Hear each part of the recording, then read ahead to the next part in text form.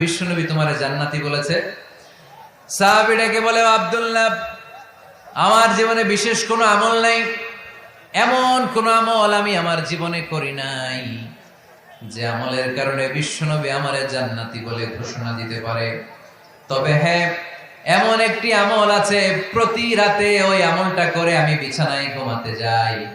প্রতি রাতে এশার নামাজের পরে আমি যখন আমার বিছানায় ঘুমাতে যাই, আমি আমার অন্তরে কারো ব্যাপারে কোনো ঘৃণা, কোনো ক্ষোভ আমার অন্তরে পুষে রাখি না।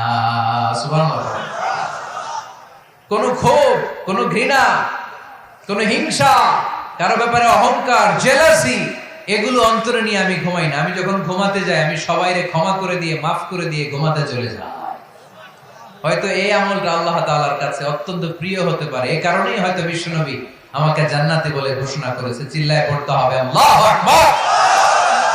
এজন্য রাতের বেলায় যখন